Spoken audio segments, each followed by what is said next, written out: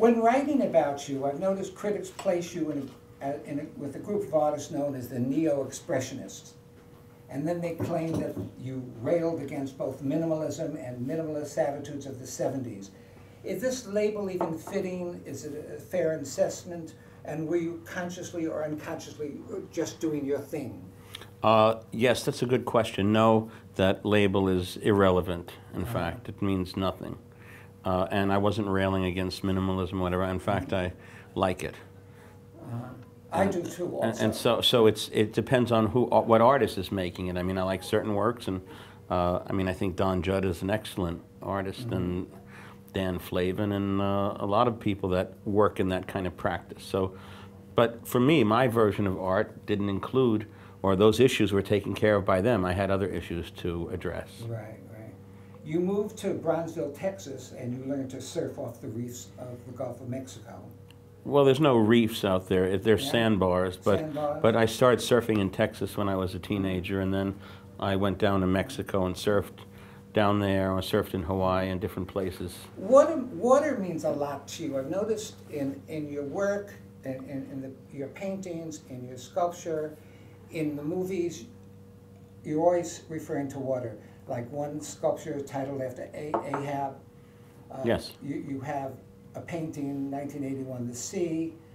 The Lou Reed concert film. Yes. It opens and closes more or less with water. Yes. Some of your monumental paintings, which require ladders, hoists, and gallons of paint, you liken yourself to whaling casting out on the ocean. You claim so you see what you can get. Well, I've said that it's like whaling in the sense that you go out and then you bring back the whatever to make the lamps with. And I mean, but that's not me. That's actually Malcolm Morley that said that, but I thought it was a good thing. Well, then you carry it over. Jean-Dominique Bauby feels trapped inside a diving bell, yet his artistic liberation is, you have melting icebergs. Yes. Melting icebergs.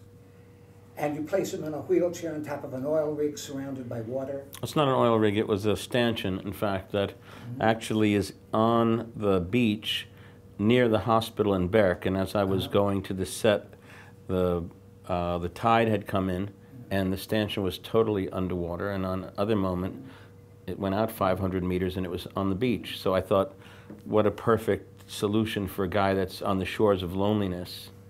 So I put that in the movie and put him in the wheelchair on the stanchion, but it's not an oil rig. It's just, and Basquiat also in the movie, he's given to fantasies of surfing on the ocean. So to get the ocean is important to me. Yes, the sea is important to me. I've been, in fact, there's a painting here called Shoeshine, and I made it in 1975. And the first image you see in the film Shoeshine by Vittorio De Sica is an image of the sea.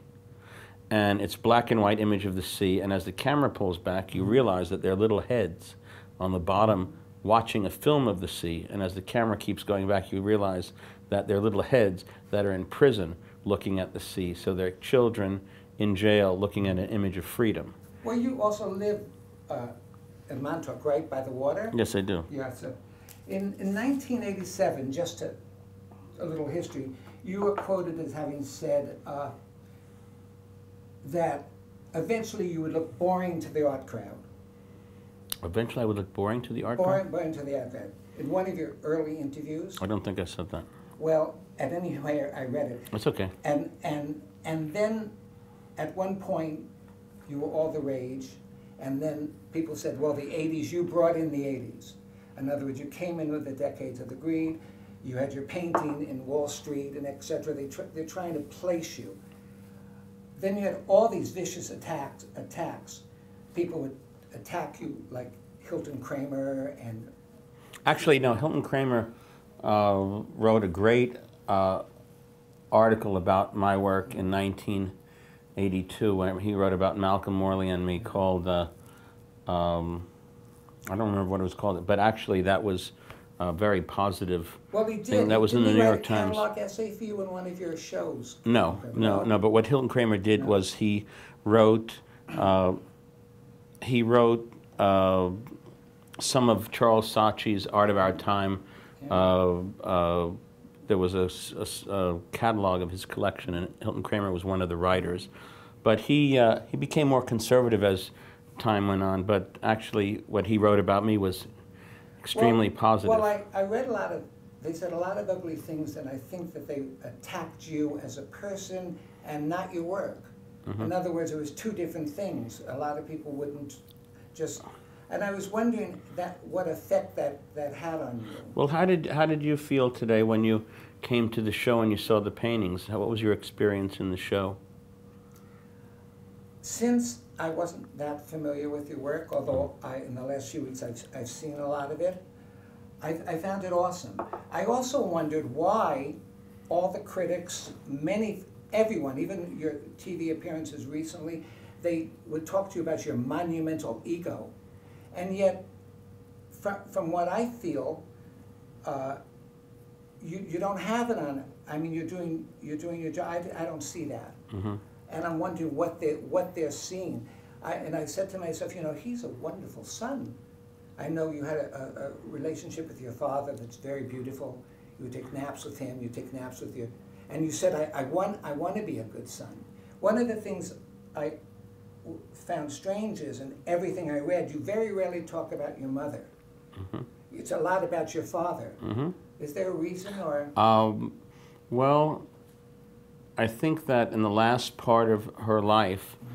my mother receded quite a bit. Mm-hmm. When I was a child, she was my best friend. Mm-hmm. And what's interesting that you say that, because I really did make the diving bell and the butterfly for my father, who was trapped inside of his body. Uh-huh. He was dying of prostate cancer. But my mother, in fact, who was the president of Hadassah in Brooklyn in 1948, something that I didn't know until my sister, who's 11 and a half years older, because I mean, I knew that she was the president of Hadassah, but I didn't know that she was the first president of Hadassah in Brooklyn.